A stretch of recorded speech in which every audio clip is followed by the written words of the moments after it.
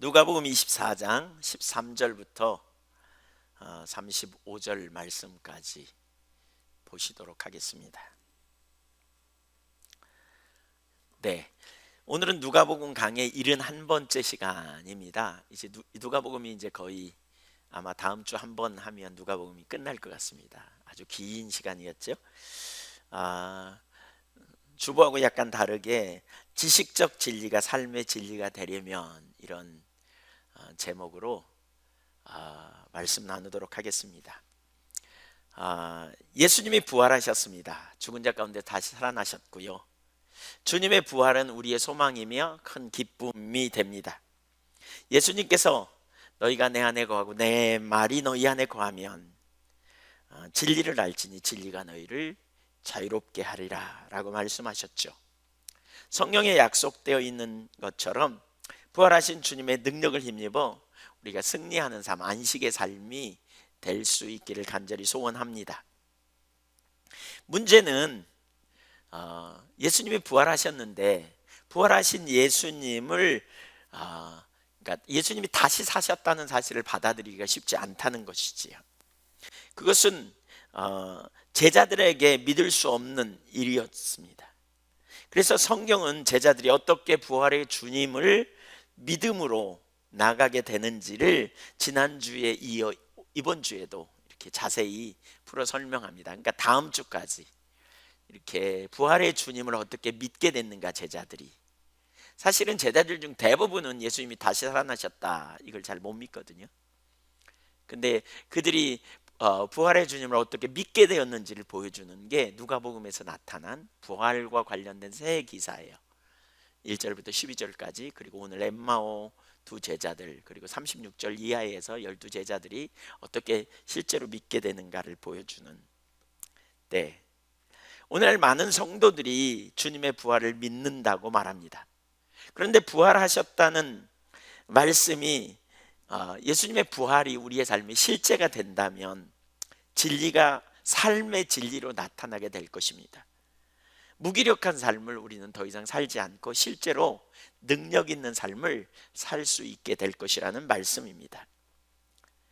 사실 우리의 삶에 능력이 없는 이유는 지적인 진리로 그치기 때문에 그렇습니다. 말씀이 삶의 진리가 되어질 때 강력한 능력이 있습니다. 오늘 엠마오로 내려가는 두 제자 이야기는 우리에게 우리 신앙의 아주 중요한 영역을 가르쳐 줍니다. 지식적 진리가 삶의 진리로 변화되기 위해서 무엇이 필요한지 이걸 우리에게 잘 보여줍니다. 두 가지를 살펴보기 원하는데요. 첫째, 말씀을 진리로 받아들여야 합니다. 13절과 14절을 읽겠습니다. 그날에 그들 중 둘이 예루살렘에서 25리 되는 엠마오라 하는 마을로 가면서 이 모든 된 일을 서로 이야기하더라. 예수님이 부활하신 후에 예수님의 제자였던 사람들 중에 두 사람, 그 두 사람이 엠마오라는 마을로 지금 내려가고 있습니다. 그들은 예수님이 돌아가신 것으로 인해 매우 실망했던 것 같습니다. 24장 17절 하반절을 다시 좀 보십시오. 두 사람이 슬픈 빛을 띠고 머물러 서더라. 왜 슬퍼했을까요? 그들이 19절 이하에 보면 슬퍼한 이유가 나옵니다. 성경을 같이 읽어가면 좋겠습니다. 이르시되 무슨 일이냐 이르되 나사렛 예수의 일이니 그는 하나님과 모든 백성 앞에서 말과 일에 능하신 선지자이거늘 우리 대제사장들과 관리들이 사형 판결에 넘겨주어 십자가에 못 박았느니라. 우리는 이 사람이 이스라엘을 속량할 자라고 바랐노라. 이뿐 아니라 이 일이 일어난 지가 사흘째요. 예수님을 뭐라고 소개해요? 말과 일에 능한 선지자 이렇게 표현하죠. 말은 예수님의 설교입니다. 예수님의 설교는 권세 있는 새 교훈이라고 사람들이 깜짝 놀랐거든요. 여기 일은요 사역입니다. 죽은 자를 살리시고 병자를 치유하고 눌린 자를 자유케 하고 이러한 놀라운 사역을 이루신 예수님의 사역을 보면서 사람들이 깜짝 놀랐습니다. 그래서 그들은 예수님을 추종했습니다. 그리고 예수님을 이스라엘을 구속할 속량할 메시아로 이렇게 기대했었다, 이렇게 표현하고 있죠. 기대했었다. 그런데 지금 그 실망감이, 그러니까 그런데 그렇게 안 돼서 지금 실망스럽다, 이런 표현이잖아요. 그러나 사형 판결을 받아 십자가에 못 박혀 죽어버리셨고 죽은 지 사흘이나 되어버렸다. 매우 실망한 거죠. 그들은 예수님을 열렬히 추종했던 사람들일 것이라고 이렇게 추측됩니다. 6월절 축제에 참여하기 위해 예수님과 함께 예루살렘에 올라갔던 사람들이라고 보이고요.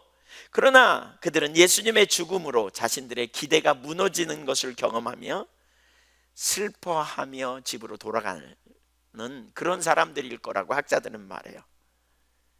제자들은 여전히 그 예루살렘에 남아 있었거든요. 그러나 이 사람은 포기도 빨리 했던 것 같아요. 그래서 집이나 가자, 다 끝났어. 그리고 집으로 돌아가는 거죠. 돌아가는 거예요. 그런데 말이요, 그들이 돌아가는 현장에 예수님이 오셨어요. 15절 이하 16절 보겠습니다. 그들이 서로 이야기하며 문의할 때 예수께서 가까이 이르러 그들과 동행하시나 그들의 눈이 가리워져서 그인 줄 알아보지 못하거늘 그들이 가는 그곳에 예수님이 함께 하셨어요. 그들은 매우 실망해서 가요. 그래서 자기들이 믿었던 예수님이 돌아가셨다고 생각하고 소망이 없다고 생각하고 가는 거죠. 그런데 그런 제자들을 예수님은 그냥 두시지 않고 찾아가신 거예요. 여러분, 사실 우리가 기억할 것은요, 주님은 세상 끝날까지 우리와 함께 하지 않는다 그랬잖아요. 또 요한복음에 보면 예수님이 십자가에 달리시기 전에 이런 표현을 해요. 세상에 있는 자기 사람들을 사랑하되 끝까지 사랑하셨느니라. 끝까지 사랑하신 주님. 그래서 우리가 주님이 우리와 함께 한다는 사실을 인식하는 게 되게 중요해요. 근데 우리가 어려움이 오거나 문제가 오거나 어떤 혼돈이 있으면 주님이 함께 하신다고 생각 안 하는 경우가 되게 많잖아요. 왜 그런 이야기, 유명한 이야기가 있죠. 어떤 사람이 이렇게 자다가 꿈을 꿨는데 항상 예수님이 자기와 함께 해변가를 함께 걷고 있더라는 거예요. 그래서 뒤를 걷다가 돌아보면 발자국이 2개가 나 있는 그러한. 근데 정말 어렵고 힘든 순간에 꿈을 꿨는데 하나님이 함께 하지 않는 것처럼, 주님이 함께 하지 않는 것처럼 이렇게 느끼는 순간에 꿈을 꿨는데 정말 해변가에 발자국이 났는데 1개만 났더라는 거죠. 그래서 역시 주님은 나를 버리셨구나, 나만 홀로 두셨구나, 이렇게 생각하고 너무 힘든 시간을 보냈는데 어떤 순간에 상황이 호전되고 그러면서 다시 꿈을 꿨는데 예수님이 자기와 동행하고 있더라는 거죠. 그리고 해변가에는 2개의 발자국이 찍혀있는. 그래서 예수님께 물었대잖아요. 예수님, 그때 어디 가셨어요? 힘들 때 왜 나만 버려두셨어요? 발자국이 1개밖에 없던데요. 내가 너와 함께 있었다. 그 발자국은 네 발자국이 아니라 내가 너를 업고 걸어갔던 내 발자국이다, 이렇게 말씀하셨대잖아요. 주님이 참 우리가 어렵고 힘든 순간에도 함께 가신다는 사실을 우리가 알 수 있다면 굉장히 담대하겠죠.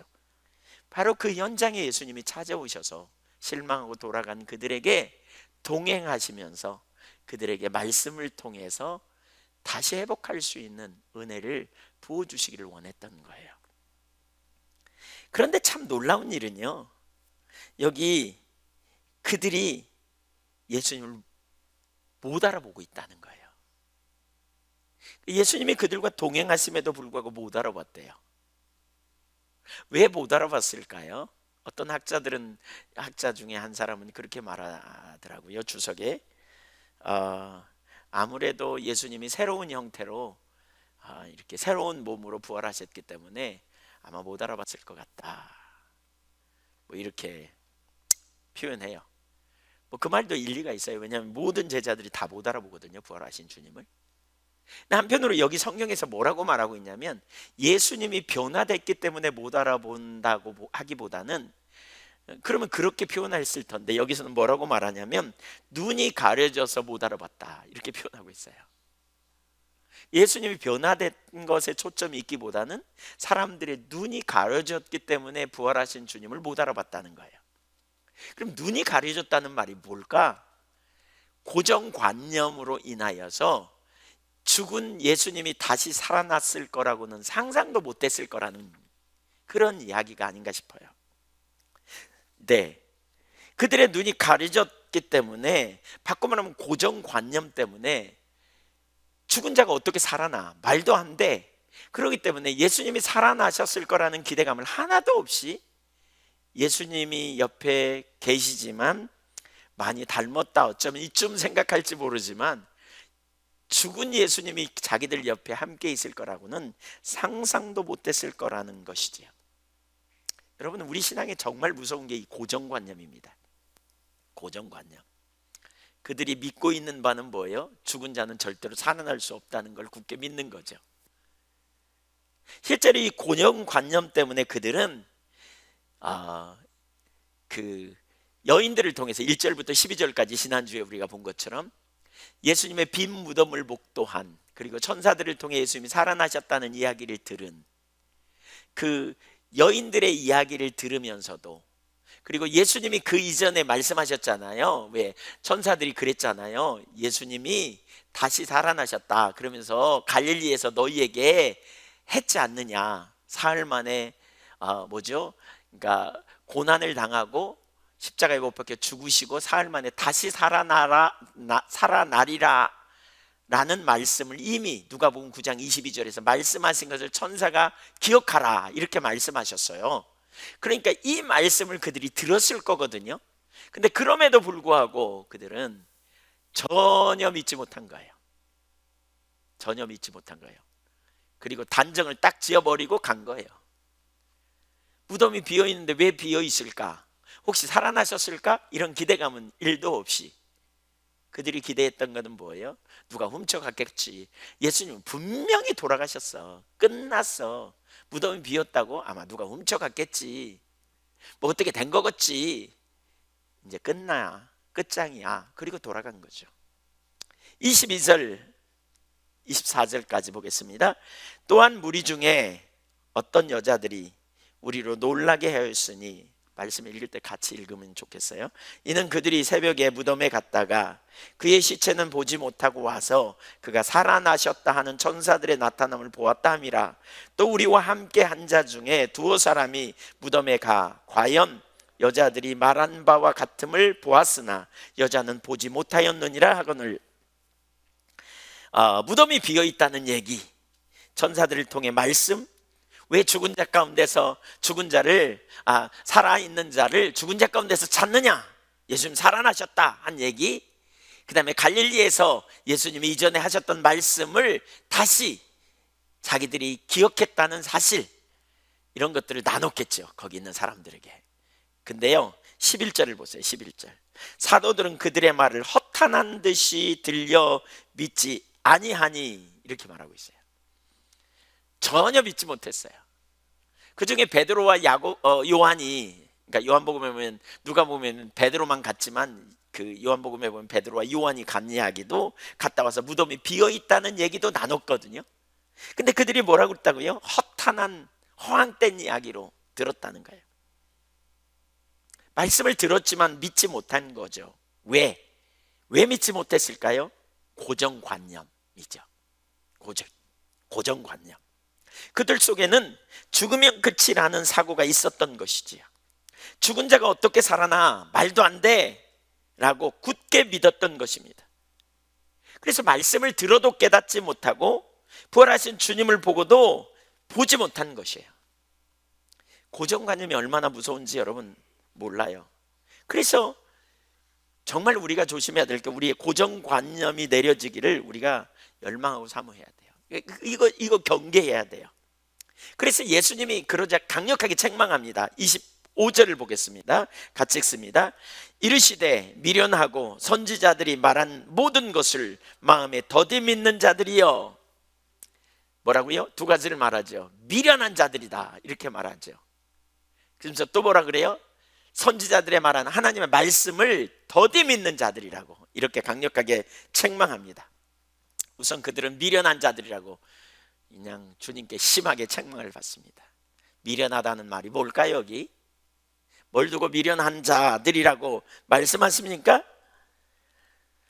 미련하다는 말은 어리석다 그 말이거든요. 이런 거죠.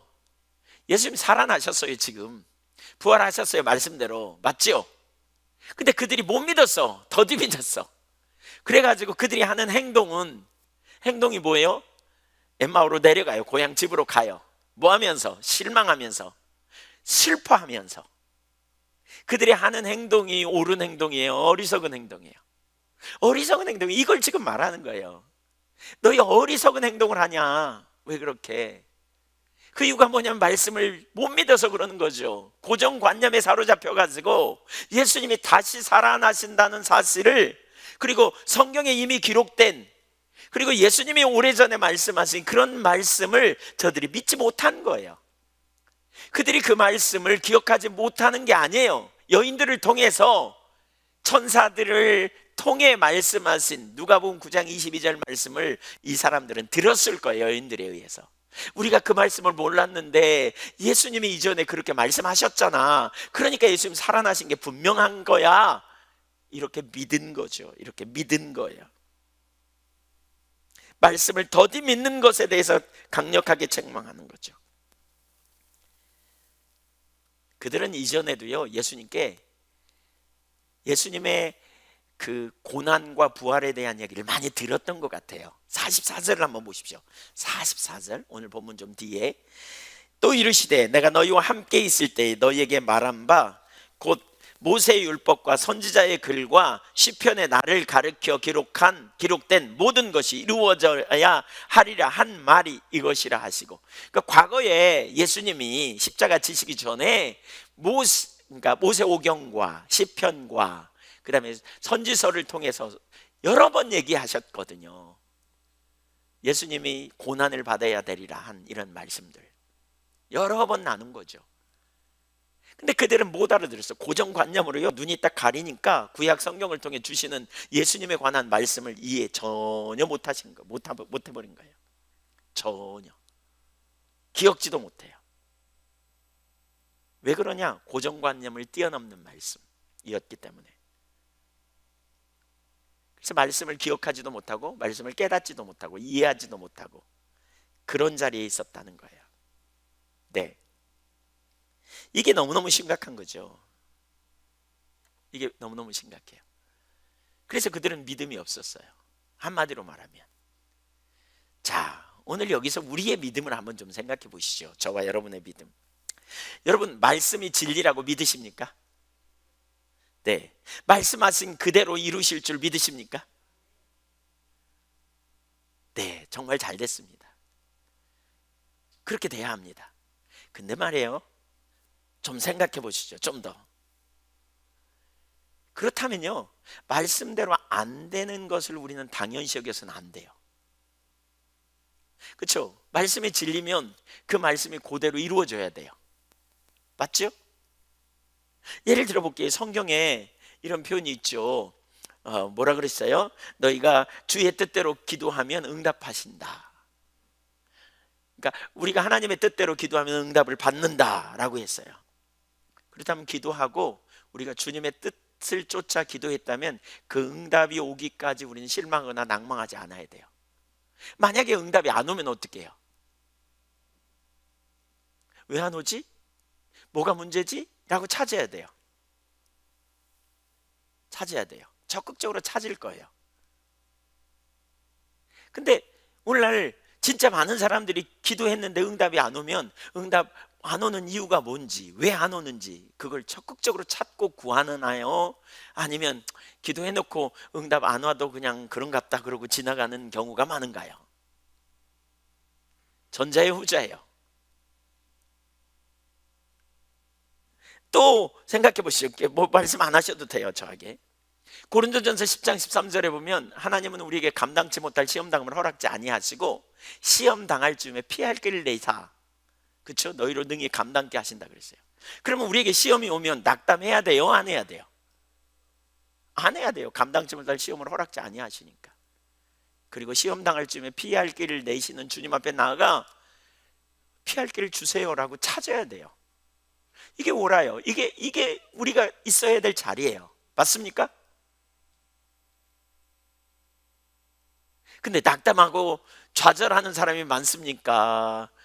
아니면 정말 담대하여 시험이 오나 겁없고 시험이 오나 낙담하거나 좌절하지 않고 피할 길 내신 주님을 찾아 나가는 사람이 더 많습니까? 고린도전서 10장 13절을 가지고 쭉 읽으면서 이 말씀을 믿습니까? 그러면 대부분의 그리스도인은 아멘 할 거요. 근데 그 일이 실제로 우리 삶에 닥칠 때 우리는 그 말씀이 우리 삶에 적용되어지고 말씀을 따라 우리 삶에 조정되는 일이 실제로 일어나야 돼요. 그런데 그게 만약 지식뿐이라면, 이론뿐이라면, 머릿속에 남아있는 정도로라면 이건 매우 심각한 거죠. 지식적 진리와 삶의 진리는 달라요.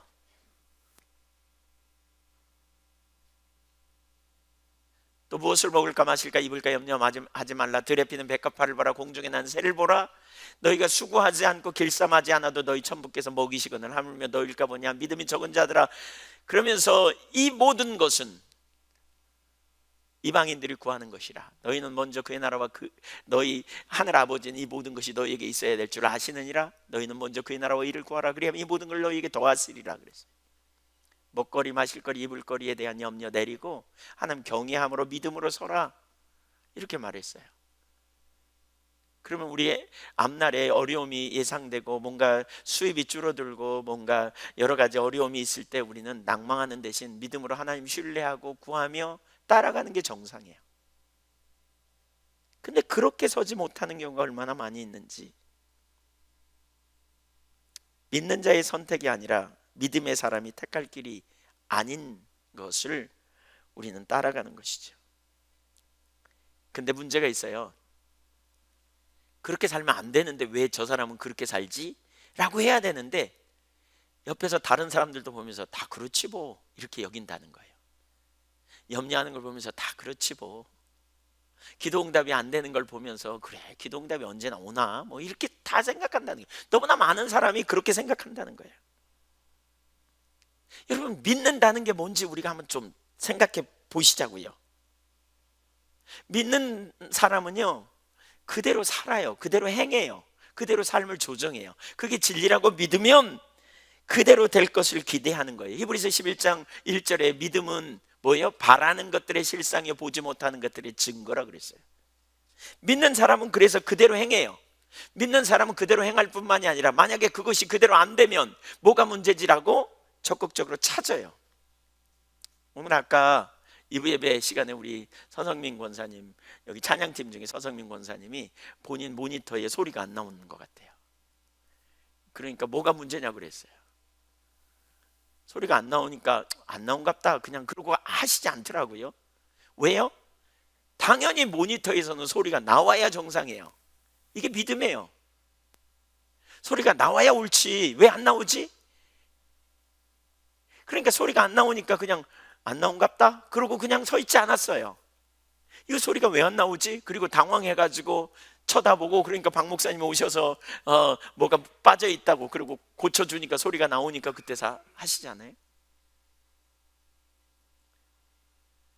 여러분이 교회 오려고요 운전하시는 분들 집에서 내려와가지고 집에서 나와가지고 차에 앉아서 kit박스에 키를 꽂고 혹은 뭐 스마트 키로 차 시동을 걸라고 누르든지 돌리든지 했어요. 근데 차가 시동이 안 살아나요. 그러면 어떻게 해요?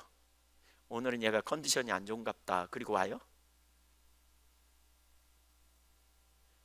그냥 내려서 조용히 문을 닫고 그냥 버스 타고 옵니까? 아니면 걸어오든지? 안 그렇잖아요. 뭐가 문제지? 막 그리고 다시 해보고 그래도 안 살아나면요 지식도 없으면서 본네트 열어가고 괜히 배터리도 한번 보고 괜히 한번 차보고 그러다 이렇게 저렇게 안 되면 바퀴를 발로 차고 그러다 안 되면 어떻게 합니까? 우선 닫아놓고 와서 예배 드리고 집에 가서 뭐죠? 이렇게 정비 뭐 보험이용해서 정비센터로 차를 몰고 가든지 하잖아요. 안 살아난다고 그냥 내버려 둡니까? 아니죠. 어떻게 합니까? 믿는다는 게 뭔지 우리가 생각해 보세요. 여러분이 예를 들면 서울 가려고 고속버스를 터미널에 가서 탔어요. 근데 고속버스 타면서 내 바퀴를 돌아보면서 바퀴가 제대로 돼 있나, 혹시 못이 안 박혔나, 혹시 찢어지지 않나 이렇게 살핀 사람 보셨어요? 운전기사한테 면허증 좀 봅시다 이런 분 보셨어요? 안 보시죠? 네. 만약 무면허가 몰면 어떻게 해? 타자마자 그냥 의자에 푹 파묻혀 자잖아요. 그냥 대연하게. 믿음이 이와 같은 거예요. 믿음은 맡기는 거예요. 그대로 될 줄 믿고 맡기는 게 믿음이에요. 근데 만약에 그렇게 안 되면요, 뭐가 문제인지 찾는 거예요. 왜 안 되지? 도대체 이게 뭐가 문제가 있는 거예요? 어디가 잘못된 거야? 이렇게 찾는 거예요. 여러분, 우리가 하나님의 말씀을 믿는다고 말할 때 너무나 많은 경우에 우리는 지식적 동의에 머물러요. 지적 동의에 머물러요. 그리고 삶의 실제, 내 삶의 진리가 되기까지 기대하는 그것이 우리 삶에 얼마 없어요. 그런 자리에 있는 분이 그렇게 많지 않아요. 예수님 부활하셨다고 하는 사실을 성경을 통해서 수도 없이 그들이 들었어요. 그때는 믿는다고 고백했을 거예요. 성경에 나와 있으니까. 그러나 막상 진짜 살아나신 주님이 살아나셨다, 무덤이 비었다, 그럴 때 그들의 고정관념은 예수님이 살아나셨다는 사실을 받아들이는 게 안 됐어요. 말씀이 진리라면 그대로 믿어야 돼요. 그렇다면 그대로 행하고, 안 되면 뭐가 문제인지 찾는 게 정상적인 일이라고 볼 수 있잖아요. 성경이 진리인 줄 진짜 믿는다면, 말씀이 진리라면 그대로 이루어질 것을 우리가 믿는다면, 우리는 그 말씀을 따라 우리의 삶을 조정하고 나가야 돼요. 그리고 그대로 안 되면 뭐가 문제냐고 찾는 자리로 가야 돼요. 점검이 필요해요. 우리가 말씀을 늘 암송하고 가까이 하려고 하는데 말씀을 현실에 적용하지 못한다면 그것은 지식적 진리에 불과해요. 삶의 진리가 안 되기 때문에 우리 삶에 능력이 없다는 것이죠. 한편으로 우리가 계속해서 말씀을 배우고 말씀을 우리가 알기를 힘써야 됩니다. 믿어야 합니다. 그런데 말씀이 진리라는 결론이 먼저 나오는 게 중요해요. 여러분, 성경이 진리입니까? 정말 진리인 줄 믿습니까? 하나님의 말씀이 정말 생명인 줄 믿는 믿음의 확신이 여러분 안에 있습니까? 말씀이 진리고 말씀 그대로 이루어질 걸 내가 진짜 믿는지 그 밑바탕에 우리 중심을 우리가 살펴보는 자리에 가야 돼요. 그렇다면 우리가 부지런히 배울 뿐 아니라 믿음으로 우리의 삶에 적용하며 나아갈 거예요. 마태복음 12장 28절 이하에 보면 수고하고 무거운 짐진 자들아 다 내게로 오라 내가 너희를 쉬게 하리라. 나는 마음이 온유하고 겸손하니 나의 멍에를 메고 내게 배우라. 그리하면 너희 마음이 쉼을 얻으리니. 그 다음이 중요합니다. 이는 내 멍에는 쉽고 내 짐은 가벼우리라. 주님, 무거운 짐진 자들 주님께 와라. 그러면 주님 안에서 안식을 얻을 거다. 그러면서 주님 따라가는데 그 주님을 따라가는데 필요한 어떤 여러 가지 삶은 쉽고 가볍다. 주님 따라가는 거 쉽다? 어렵다? 쉽다. 성경이 쉽다고 말해요. 여러분, 내면에서 말하는 소리 질문에 답해 보세요. 예수 믿기 쉽습니까? 어렵습니까? 대부분의 사람은 어렵다고 말합니다. 원래. 성경이 쉽다 그러는데 우리는 어려워. 근데도 그냥 뭐가 문제인지 모르고 가는 거죠. 그냥 예수 믿기 어렵더라. 그냥 어렵더라. 말씀이 진리라면 이게 뭐가 문제지? 이 부분에 우리가 질문을 하고 나가야 돼요. 이게 거룩한 불만족이에요. 진짜 하나님의 말씀이 살아있다면 우리에게 실제가 되는 역사가 일어나야 되는데, 진짜 능력이 되어야 하는데, 지적으로 동의하고 머릿속으로 동의하고 그냥 윤리적인 몇 가지를 행하는 삶이 아니라 진짜 하나님의 말씀은 살았고 운동력이 있어. 자위날선 검보다 더 예리하여 하나님 말씀은 살아있단 말이에요. 말씀이 육신이 되어 우리 가운데 역동적으로 역사하는 실제적인 일이 일어나야 합니다.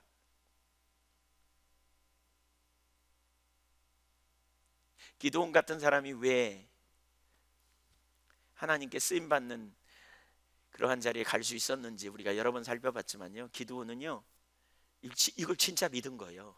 하나님이 함께 하시면 억압을 당하고 있을 수가 없다는 거예요. 하나님의 백성이 하나님과 함께 하면 포로로 짓눌리면서 그렇게 고통 가운데 살 수 없다는 걸 진짜 믿은 사람이에요. 하나님이 함께하면 그분의 생명이 넘치는 걸 믿습니까? 그러면 아멘 하고 실제로 삶에는 억압이 가득해. 생명의 징조가 하나도 없어. 그럼에도 불구하고 아멘 하고 살아가는 사람이 아니었어요. 기도는. 하나님이 생명이신데, 생명이신 하나님이 우리와 함께하면 그분의 생명이 우리 가운데 있어 억압이 깨지고 눌리는 데서부터 자유케 되고 노예된 상태에서 구원을 경험하는 역사가 일어나야 된다고 믿었어요. 기도원은. 근데 현실 속에 그 일이 없거든요. 그러니까 뭐가 문제인지 찾았던 거예요. 하나님은 그런 기도원을 찾아와서 말씀하시죠. 큰 용사여 여호와께서 너와 함께 계시도다. 그러면서 네 힘을 가지고 기도원을 미디안을 물리쳐라. 내가 너를 보냈다. 반드시 내가 너와 함께 하리라. 하나님이 함께하면 능치 못함이 없다는 걸 이론적으로 한 게 아니라 실제로 알았어요. 기도원은. 그래서 300명의 용사로 수십만의 대군을 향해 나간 거 아닙니까? 어떻게 보면 미친 짓이죠. 하나님이 함께 하시면 능치 못함이 없다는 걸 진짜로 믿은 거예요. 진짜로. 머릿속에서 일어난 게 아니에요. 삶의 진리로 열매를 맺은 거예요. 실제적인 열매가 나타난 거예요. 우리 삶에 말씀을 믿는다는 게 뭔지, 여러분, 말씀을 지적인 동의 수준에서 머물러 있으면 안 돼요. 말씀이 우리의 삶에 육신이 되어서 우리의 삶을 이끌고 그 말씀이 능력이 되고 실제가 되는 그런 역사가 우리 가운데 일어나야 된다니까요. 하박국 선지자가 왜 그 시대를 보면서 공의가 시행되지 못하고 율법이 해이하고 강포와 포악이 가득한 이런 일을 하나님 내버려 두십니까? 라고 그가 기도하면서 나가잖아요. 왜 그렇게 기도했어요? 다 다른 사람들은 율법이 해이되지 않고 포악하고 사회가 막 변해가고 있고 막 어려움을 당하고 약한 자가 어려움을 당하는 그 시대에 다른 사람들 다 침묵하고 있어. 근데 왜 하박국 선지자는 그 시대에 가만히 못 있을까요? 하나님이 통치하시는 세상이 되면 이대로 안 되는데 왜 이런 일이 있냐는 거예요. 지금 실제로 믿은 거예요. 실제로. 이사야 선지자는 이사야 62장에 그러잖아요. 이사야서에서 그렇게 말하잖아요. 63장에서 하나님 이 백성 왜 내버려 둡니까? 우리가 제 갈 길로 가거늘 우리가 자기 길로 가는데 왜 하나님 마음을 돌이키지 않습니까? 라고 말하잖아요. 하나님의 백성들을 긍휼히 여기시고 회복시키는 그러한 일을 하시는 분인데 왜 지금 이 백성들이 제 갈 길로 가는데 왜 내버려 두지 않는가? 왜 하나님이 질투하지 않는가? 왜 하나님이 열심을 내지 않는가? 하나님이 열성을 내셔서 이 민족을 다시 살려달라고 이렇게 기도하는 게 뭐예요? 하나님은 그런 하나님이야 이렇게 믿었기 때문이에요. 이 민족이 제 갈 길로 가고 나쁜 짓 하고 그런 걸 그냥 보고 가만히 보고 그냥 있을 수 없었다는 거죠. 중보기도도 여기서 말이에요. 진짜 믿는 사람은요 기도해요. 그래서 찾아요. 진짜 믿는 사람은 가만히 안 있어요. 그러니까 하나님을 경험으로 알게 되는 거예요. 거룩한 불만족. 우리가 말씀을 믿는다 그러면서 어리석은 삶을 얼마나 많이 살고 있는지, 말씀을 더디 믿는 자리에 우리가 얼마나 자주 돌아가는지, 하나님께서 저와 여러분에게 큰 은혜를 부어주시기를 소망합니다. 여러분 거룩한 불만족을 가지십시오. 내가 믿는가? 진짜 말씀이 진리임을 믿어야 돼요. 지식적 진리가 삶의 진리가 되려면. 그렇다면 거기 나타난 한 가지 특징은 말씀대로, 말씀이 그렇다면 우리가 행하고요, 안 되면요 뭐가 문제냐고 찾아야 돼요. 왜 안 돼요? 왜 당연히 나와야 될 스피커가 안 나오냐는 거죠. 그 행동이 어리석어 보입니까? 그 행동이 잘못돼 보입니까? 그렇게 안 하는 게 어리석은 거죠. 믿는데, 아니 차가 시동이 안 살아나는데 그냥 문 가만히 닫아놓는 게 올바른 행동입니까? 어리석은 행동이죠. 그 말도 안 되는 거죠. 근데 우리가 그리스도인으로서 믿는다 그러면서 아무 일도 안 일어나는데, 믿는다 그러면서 그렇게 살지 못하는데, 그렇게 안 되는데 가만히 있는 거 어리석은 행동 아닙니까? 그러면서 낭망해. 그러면서 좌절해. 그걸 두고 지금 책망하시는 겁니다. 책망하시는 겁니다. 이게 거룩한 불만족입니다. 하나님 살아계신데 우리가 뭘 믿습니까? 단순히 지식적 동의하고 그냥 우리는 일반적으로 그냥 몇 가지 행위 잘하면 복 받을 거다 이런 생각 갖는 것이 우리의 신앙이 아니라는 거예요. 하나님 말씀은 살았습니다. 하나님 말씀은 생명력이 있습니다. 말씀은 육신으로 나타납니다. 하나님의 말씀은 이사야 55장에서 말하는 것처럼 말씀은 슬그머니 없어지지 않습니다. 말씀은 열매를 맺습니다. 말씀은 실제입니다. 우리 이걸 믿는 거예요. 이걸 믿는 거예요. 저와 여러분이 은혜와 긍휼을 주님께 구하며 나아가 진짜로 믿고 있는지 우리 자신을 살펴보고 영적인 진보를 이루는 믿음의 종들이 다 되기를 주님의 이름으로 축원합니다. 지식으로 구호로 멈춰서는 안 됩니다. 난 믿습니다 이렇게 말해놓고 그게 믿음 좋은 것처럼 착각하면 안 됩니다. 믿음은 행동입니다. 그래서 믿음과 행동은 분리되지 않습니다. 행동으로 가지 않는 믿음은 지적 진리에 불과합니다. 삶의 진리는 우리 삶을 움직이게 합니다. 그런 은혜가 저와 여러분에게 부어지기를 원합니다. 두 번째, 은혜 이상의 은혜를 구해 나가야 합니다. 은혜 이상의 은혜가 우리에게 필요합니다. 말씀을 더디 믿는 그들을 위해 예수님은 말씀을 가르쳐 주십니다. 자꾸 말씀을 들을 필요가 있습니다. 그래야 깨달아집니다.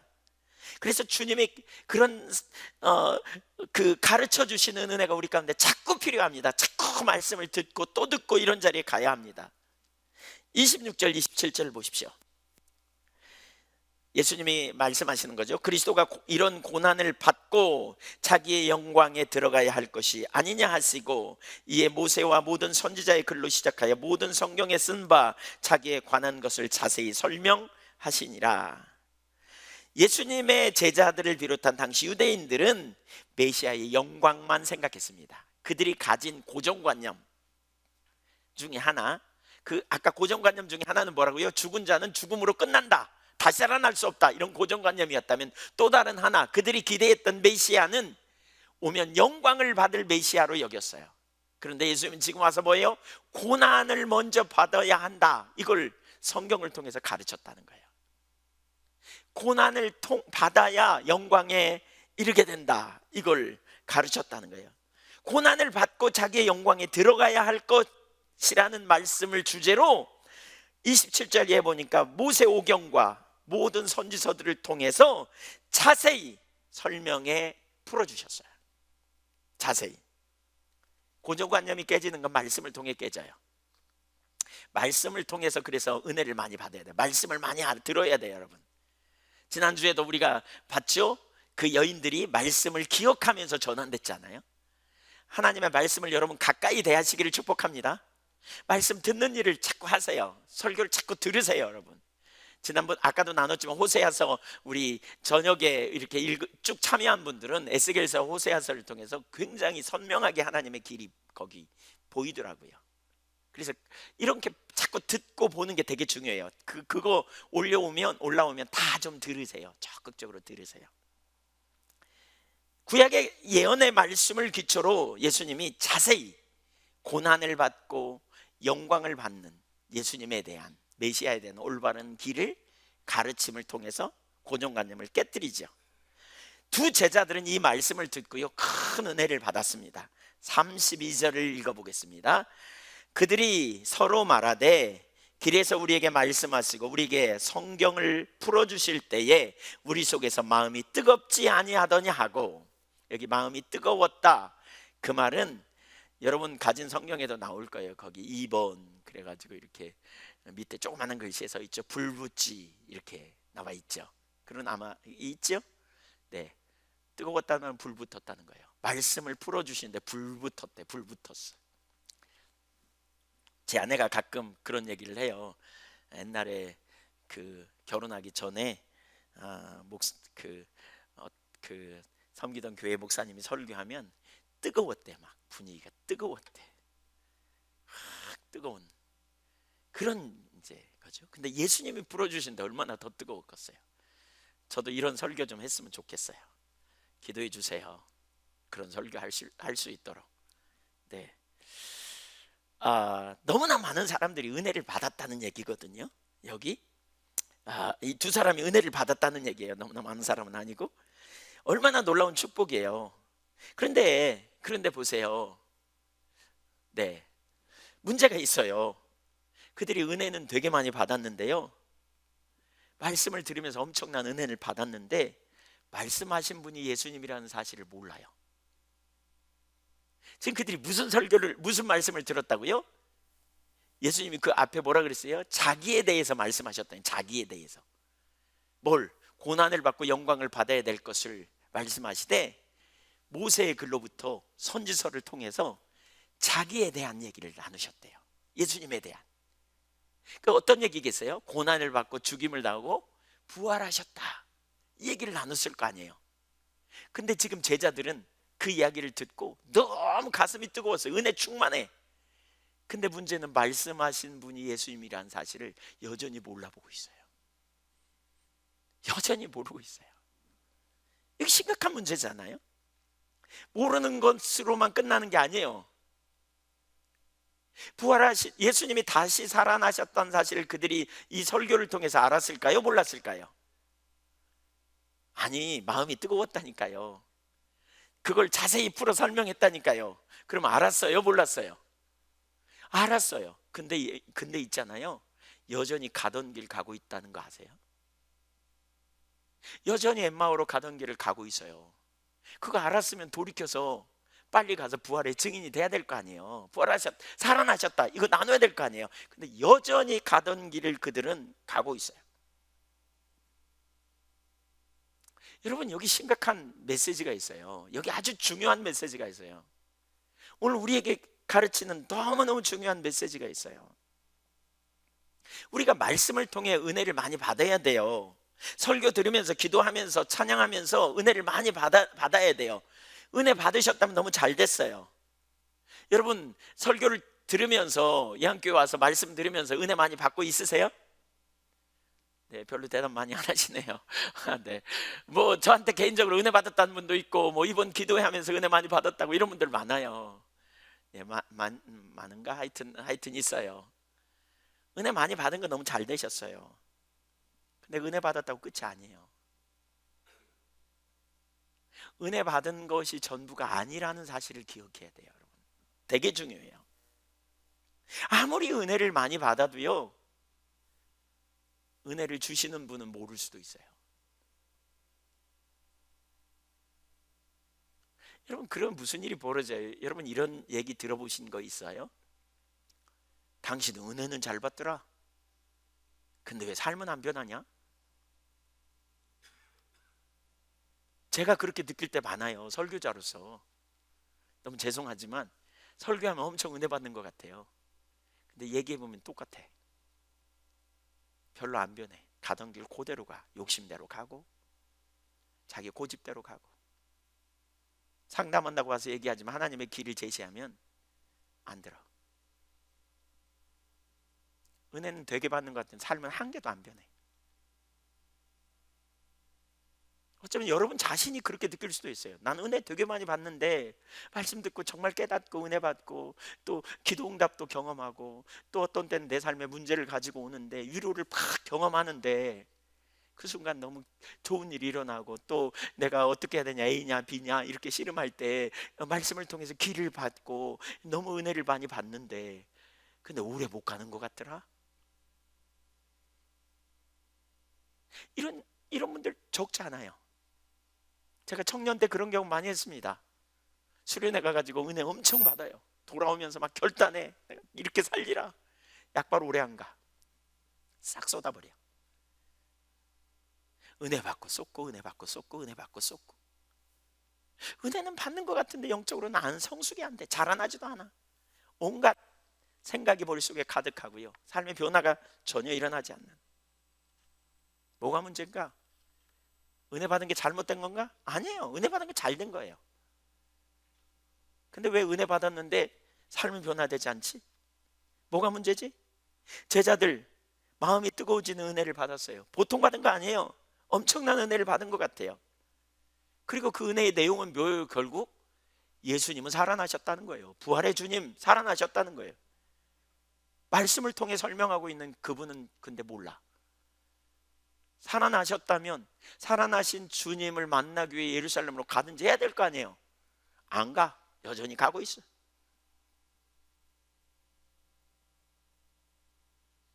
오늘날 많은 사람이 이렇게 신앙생활을 합니다.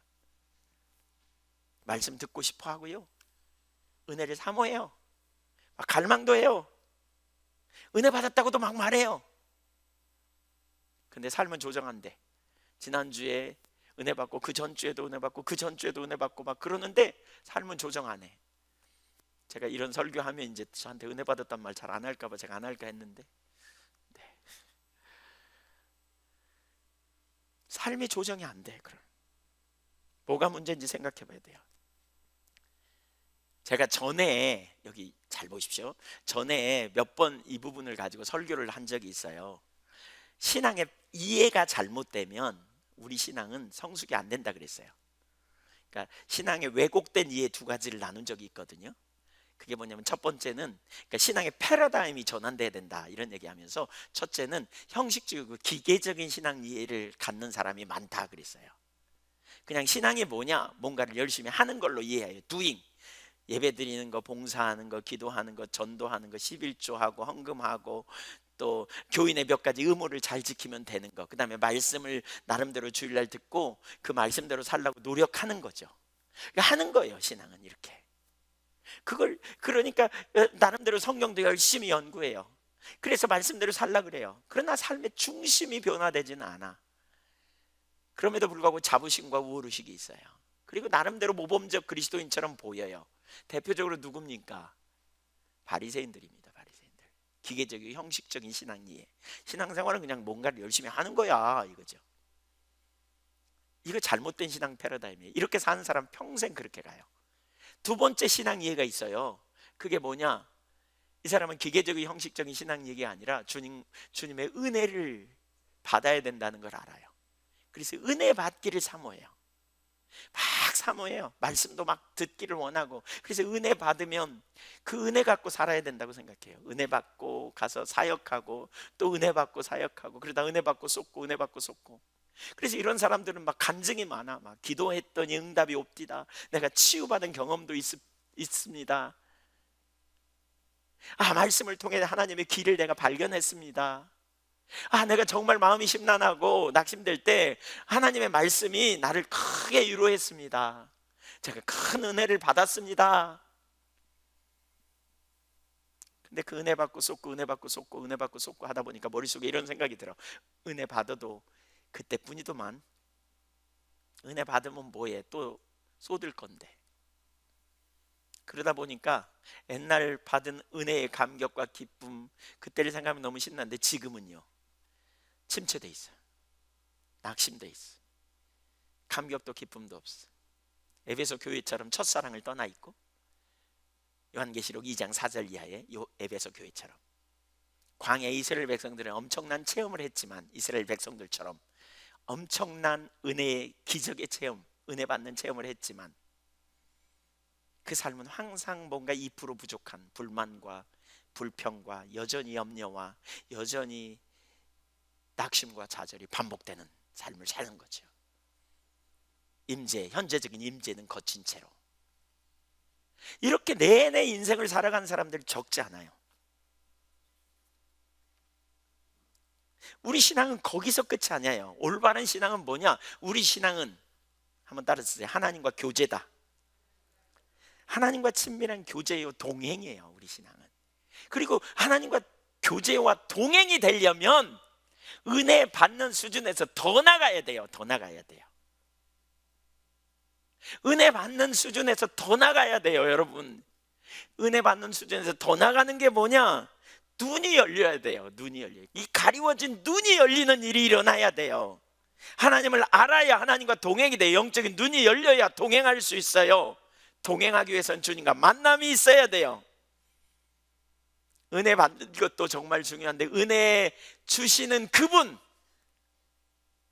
나와 동행하면서 나를 인도해 주시는 살아계신 주님, 부활의 주님, 그 주님을 만나야 삶의 진리가 돼요. 지난주에 우리 그런 설교 들었죠. 예수님 부활하셨다, 죽음에 머물러 있지 말자, 무덤에 있지 말자, 거기서 나오자, 부활하신 주님과 동행하자. 이걸 듣고 아멘 했을지 모르지만 부활하신 주님을 만나야 무덤에서 일어나 삶의 진리로 실제가 되는 삶이 되어질 수 있다는 거예요. 두 제자가 예수님을 만납니다. 봅니다. 눈이 열려 주님을 보게 됩니다. 근데 그 순간에 무슨 일이 벌어져요? 예수님이 그냥 싹 사라지셨어요. 뭘 의미합니까? 그것으로 충분하다는 거예요. 그것으로 충분해요. 더 이상 더 깊이 가르쳐 줄 필요가 별로 없어요. 눈을 잠깐 예수님을 보는 순간 그들의 삶에 놀라운 변화가 일어난 거예요. 그 밤에 즉시 일어나 갔어요. 그들은. 이게 필요해요. 이게 32절 보겠습니다. 32절과 33절 시작. 그들이 서로 말하되 길에서 우리에게 말씀하시고 우리에게 성경을 풀어주실 때에 우리 속에서 마음이 뜨겁지 아니하더냐 하고 곧 그때로 일어나 예루살렘에 돌아가 보니 11 제자 및 그들과 함께한 자들이 모여 있어. 그들은 어떻게 했다고요? 즉시 일어났대요. 즉시. 어디로 갔어요? 예루살렘으로 갔어요. 즉시 일어나 예루살렘으로 갔어요. 그들이 왜 예루살렘에 갔을까요?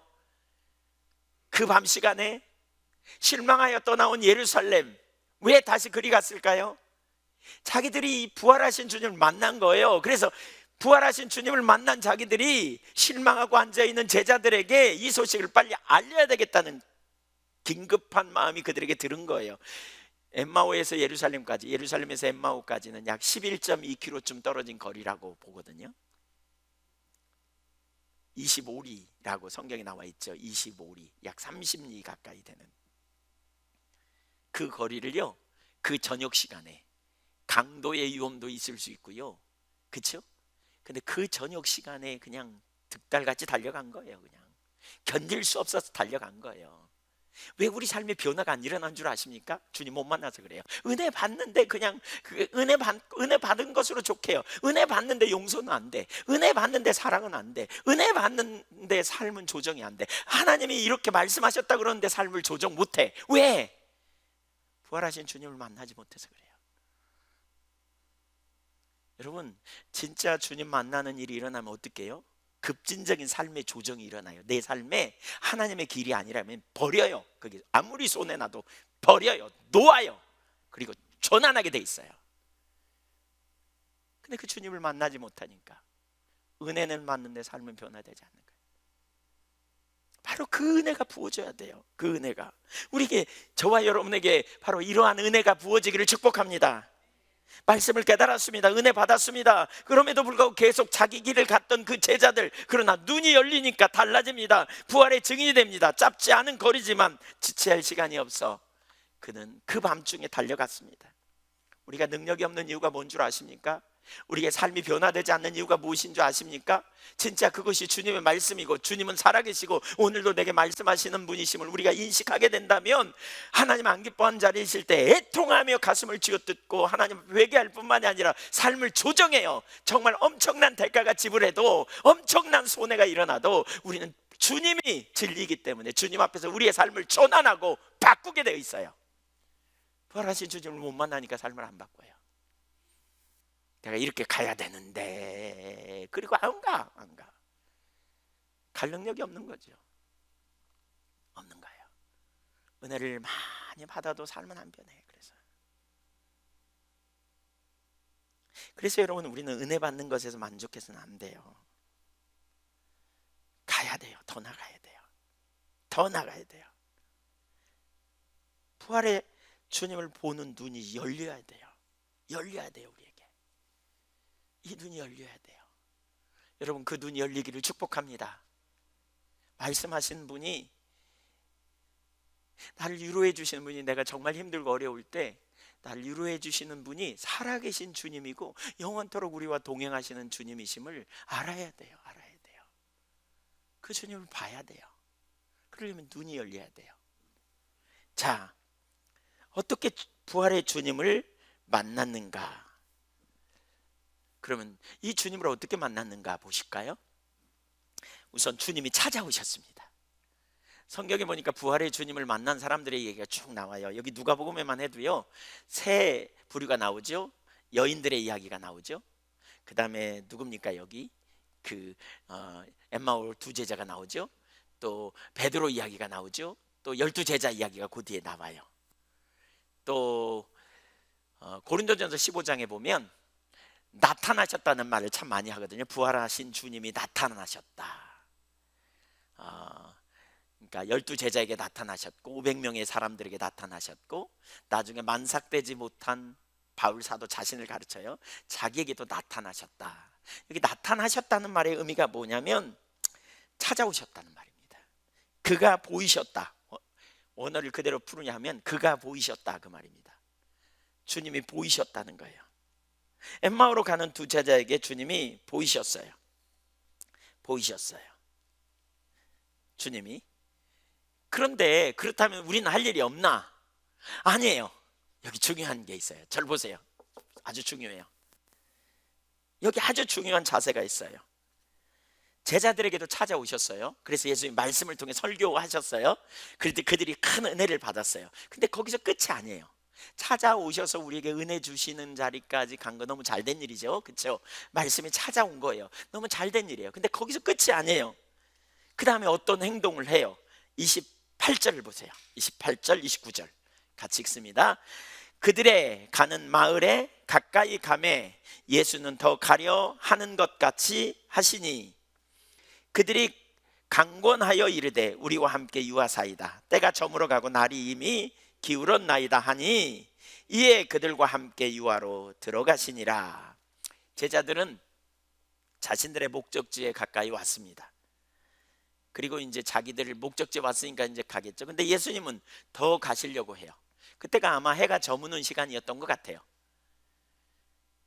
근데 예수님은 더 가시려고 해요. 근데 제자들이 이때 뭐라 그러냐? 강권하여 우리와 함께 거하십시다, 이렇게 말했다는 거예요. 여러분 잘 보세요. 예수님은 제자들에게 은혜 한번 주는 것으로 끝내고 싶을까요? 눈이 열려 예수님을 보는 자리까지 이끌기를 원하셨을까요? 첫 번째요, 두 번째요? 당연히 예수님은 그 제자들의 눈이 열려 예수님을, 부활하신 주님을 만나기를 원하셨을 거라고요. 맞죠? 근데 우리가 볼 때 이게 명백해요. 성경을 보면 그게 주님의 의도인 걸 볼 수 있어요. 주님은 우리가 주님을 의지하고 살기를 원하는. 근데 여기 오늘 본문에 보니까 뭐라 그랬다고요? 주님은 은혜 끼치고 난 다음에 그냥 계속 가시려고 했대, 따로 혼자. 여기 보세요. 우리는 이렇게 생각하면 안 돼요. 주님이 은혜 주심을 찾아오셔서 뭐죠? 말씀을 깨닫게 하시면 그 다음에 우리를 다 보게 하시고 하시겠지. 주님이 다 알아서 은혜 주시겠지. 그리고 우리는 열중시하고 가만히 있으면 안 돼요. 주님은 그냥 가시려고 하셨다니까요. 여기 제자들에게 뭔가 하기를 원하시는 거예요. 자기들의 의지를 가지고 주님 앞에 나가기를 원하시는 거예요. 그 의도가 그게 뭐냐? 강권하여. 이 강권하여라는 말에 그 헬라 원어를 보니까 파라비아 조마이라는 단어입니다. 이 단어는 압력을 넣어 강제로 하게 하다, 이런 뜻입니다. 거의 강제적으로 예수님을 붙잡았다는 거예요. 강제적으로. 물론 어거지로 한 게 아니죠. 사모하여 이렇게 한 거겠죠. 반강제적으로 예수님 붙잡아서 가지 못하게 막은 거예요. 그래서 뭘 했어요? 그렇게 붙잡아서 뭘 했어요? 그들의 의도가 뭐예요? 우리와 함께 유합시다, 이 말이에요. 그 말은 뭐예요? 우리와 함께 있으십시다. 우리와 함께 있어 주세요, 주님. 우리와 함께 제발 있어 주세요. 그들이 원했던 건 이거예요. 은혜 한번 받은 것으로 충분하지 않아요. 그들은 주님이 자기들과 함께 있어야 됨을 알았어요. 주님이 함께 계셔야 된다는 걸 알았어요. 주님이 자기들과 함께 있는 것이 최고의 축복이고 최고의 만족이고 최고의 기쁨이고, 그래야 자기들이 온전히 알 수 있다는 사실을 알았어요. 우리와 함께 있으십시다. 여러분, 우리가 하나님 앞에 그렇게 기도해야 돼요. 주님, 우리와 함께 있어 주세요. 우리가 몇 가지 받는 위로로, 우리가 조금 받는 어떤 문제 해결, 하나님, 우리가 하나님의 길을 좀 발견하는 그런 은혜 너무 감사하지만 거기 만족할 수 없어요. 주님, 우리와 있어 주세요. 주님, 우리와 동행해 주세요. 주님, 우리와 함께 해 주세요. 왜 그들이 붙잡았을까요? 이분이 함께 있으면 더 진리를 알겠구나, 이걸 깨달았을 거예요. 주님이 함께 계시면 우리를 가르쳐 주세요. 주님이 함께 계시면요, 우리 삶의 능력으로 역사하세요. 주님이 함께 계시면 우리를 보호하고 은혜를 주시고 우리를 가르치시고, 순간순간 시험 당할 즈음에 피할 길을 내시고, 주님이 함께 계시면 내 영적인 눈을 열어 진리를 보게 하시고, 변호사가 되셔서 우리를 변호해 주시고, 우리의 머리를 높이 들어주시고, 바로 그러한 일을 기대한 거예요. 그러한 일을, 그 일을 위해 성령님이 우리 안에 오셨잖아요. 우리와 함께 하시기 위해. 그래서 우리가 마음으로 주님과 함께 있기를 간절히 사모하고 열망하며 주님을 찾는 자리로 가야 돼요. 간절히 구했던 거죠. 주님의 임재를 간절히 사모하여 나아가는 여러분이 되시기를 축복합니다. 주님이 함께 그래서 머무릅니다. 주님이 함께 그래요. 여러분, 성경에 보면 이런 비슷한 이야기들이 참 많이 나와요. 보세요. 저는 창세기 32장에 보면 야복강에서 야곱이 하나님을 찾잖아요. 근데 그 모든 과정이 하나님의 이끌어가는 과정이라고 볼 수 있어요. 근데 야곱이 그 하나님의 사람과 씨름하죠. 씨름했는데 하나님의 사람이 이렇게 말합니다. 이제 날 세려고 하니까 나 보내, 이렇게 말하죠. 아마 거기까지만 해도 야곱이 큰 은혜를 받았을 거예요. 그 은혜 많이 받아서 감사합니다, 이제 안녕히 가십시오, 그랬다면요, 하나님의 목적이 이루어지지 않았어요. 여러분, 가만히 생각해 보세요. 하나님은 아브라함, 이삭, 야곱을 통해 한 민족을 세우기 원하셨어요. 그래서 그 민족의 이름을 이스라엘로 세우기 원했어요. 그런데 야곱이 말해요, 안녕히 가세요, 그리고 말았더라면 끝났어요. 그러면 하나님은 진짜로 야곱이 축복해달라고 왜 붙잡잖아요. 나를 축복하지 않으면 보낼 수 없나이다, 나를 축복하기 전까지는 안 보내겠나이다, 그리고 붙잡고 늘어지잖아요. 그러면 주님은 붙잡고 늘어지기를 원했을까요? 그냥 가도록 내버려 두기를 원했을까요?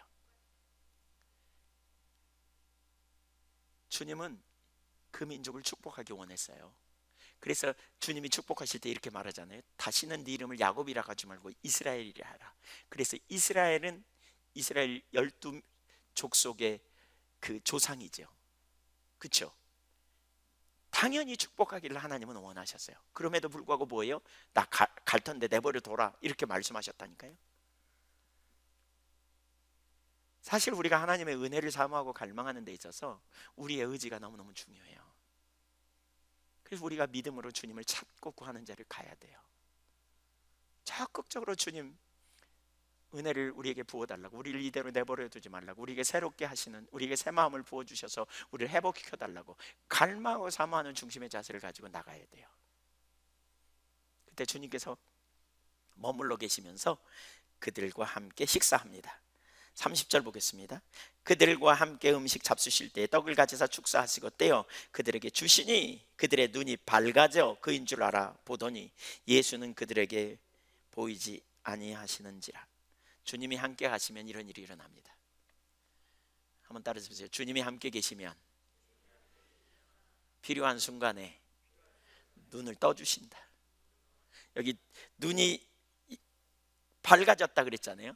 눈이 밝아졌다는 말에 원어 그대로 직역하면 그들의 눈이 열려졌다, 그 말입니다. 예수님에 의해 눈이 열려집니다. 이런 은혜가 있어야 돼요. 이런 은혜가. 여러분, 이런 은혜가 있어야 돼요.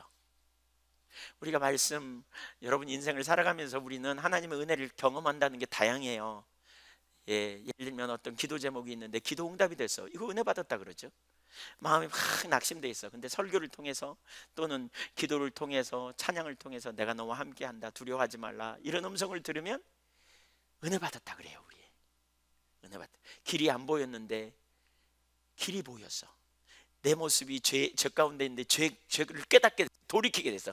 은혜 받았다 그래요. 잘 됐어요. 은혜 받은 거. 근데 여러분 거기만 머물러 있으면 안 돼요. 그건 그 순간에 필요한 은혜예요. 근본적인 주님과 교제하고 동행하고 친밀한 교제 가운데 동행하는 실제적인 삶이 되려면요, 우리의 눈이 떠져야 돼요. 그래서 부활하신 주님을 믿음으로 볼 수 있어야 돼요.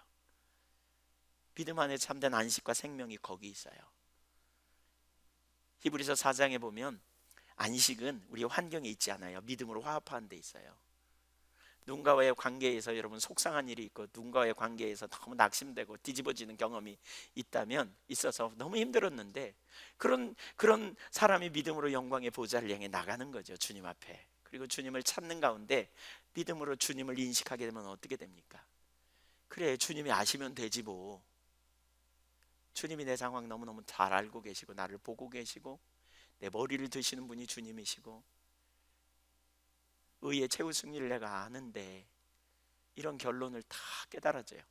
그러면 일어날 때 계속 미워하며 원망하고 불평할까요? 툴툴 털어버리고 기쁨으로 보좌 앞에 주님 앞에 나아가 자유함이 우리 가운데 주어질까요? 왜 우리가 용서가 안 되는 줄 아십니까? 왜 우리가 계속 반복적으로 염려와 불신앙에 견고한 진에 눌려 있는 줄 아십니까? 믿음으로 화합지 못해서 그래요. 믿음은 보는 거예요. 믿음은 주님을 보는 거예요. 눈이 열려야 주님을 봐요. 주님을 보는 사람은요, 어떤 환경 속에서든지 환경 너머에 계신 주님을 볼 수 있어요. 눈이 떠진 사람은요, 환경보다 훨씬 크고 놀라우신 주님을 봐요. 주님께 맡겨요. 한가득 염려가 생길 때 주님의 보좌 앞에 믿음으로 찬양하며 나아가는 가운데 주님의 임재를 경험하고 믿음으로 주님께 우리의 염려를 맡겨요. 그래, 하나님이 나를 유하시는데 누가 우리를 대적해? 아들을 아끼지 않고 내어주신 주님이 우리와 함께 하시는데 얼마나 신나는 일입니까? 일어날 때쯤 되면 자유함과 평강이 있어요. 그래, 주님이 나와 함께 계셔. 나 어느 곳에 있든지 늘 마음이 편하다. 주 예수 주신 평안함. 일어날 때쯤 되면 이런 찬양을 해요. 평화 평화로다. 우겨쌈을 당해서 사람들이 볼 때는 죽을 지경인데 평화래요. 내가 사람을 기대했던 거 다 내려놓고 주님이 나를 아시고 주님이 나를 위로하시면 되지라고 생각하며 일어날 때쯤 되면 다른 사람에 대하여 우리가 용서하는 마음도 생기고 축복하는 마음도 생기고 설 수 있게 되는 거죠. 거기 있어야 돼요. 거기 말씀하신 주님, 약속하신 주님, 그 주님을 보는 눈이 열려야 돼요. 은혜는 받는데 은혜 주시는 분이 함께 동행하시는데 그것도 알지 못하고 맨날 낙심하고 좌절하는, 혼돈하는, 헤매는 그 자리에 반복적으로 돌아간다면 얼마나 무기력한 삶입니까? 사랑하는 여러분, 이 시간 믿음으로 주님의 보좌 앞에 나가십시오. 이 시간 믿음으로 주님을 찾으십시오. 주님은 생명이십니다. 주님은 능치 못함이 없으십니다.